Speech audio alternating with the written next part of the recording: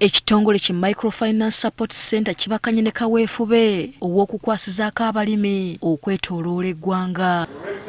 Bano olwaleero baliko abalimi abeegattira mu ssako 6 be bagabidde tractor kosse emmotoka eziyambako okutambuza ebirimu okuva mu nnimiro okubitwala mu katale.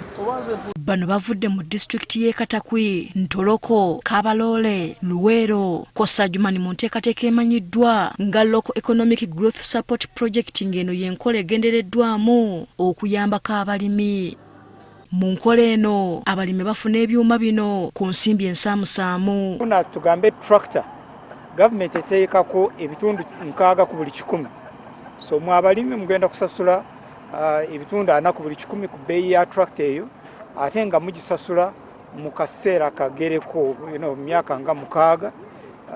Olaba nti ekiseera kiba kiwanvu kimala okusasula sente ezo. Minisita wa gavumenti z'ebitundu Rafael Magezi ategeezezza ng'enteekateeka eno bwetunuulidde okwongera ku nkulaakulana y'omuntu wa wansi. Omulimu ogwo okirabira ddala gukwataganya n'enkola eya parish model, kubanga pulezidenti atugambye tuyambe omulimi wa bulijjo afune ensigo ez'omulembe, afune engeri gy'alimamu ettaka mu by'omulembe, so kubawa tractors kikwatagana n'enkola ya parish model.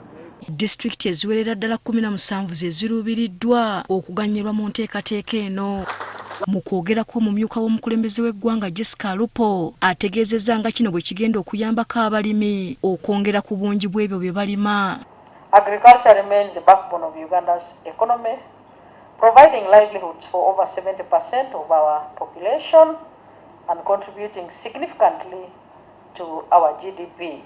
The poverty we talk about in Uganda is a poverty related to lacking productive assets, because maybe someone does not have a plow, somebody does not have the axe, the panga in the home, tools of production.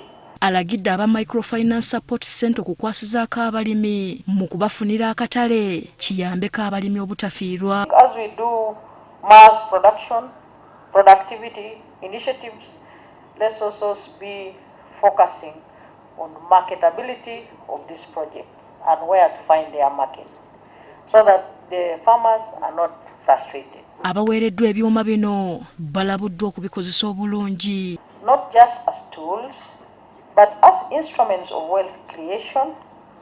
Please use them to provide jobs, increase household incomes, and above all, transition into the money economy as envisioned in the NRM government manifesto.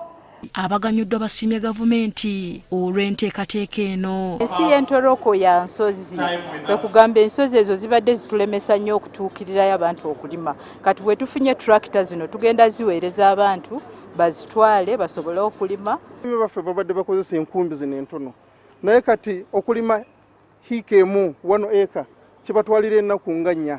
Naye kati engeri gye tufunye tractor zino kuva mu Government of Uganda through Ministry of Local Government ne Microfinance Support Center, abalimi baffe bagenda kufunamu nnyo, kubanga kati hiika gye babadde balimira ennaku 4 kati bagenda kugirimira just 1 hour. Ensimbi eziwerera ddala obuwumbi 16 ze zaakozeseddwa okugula ebyuma bino.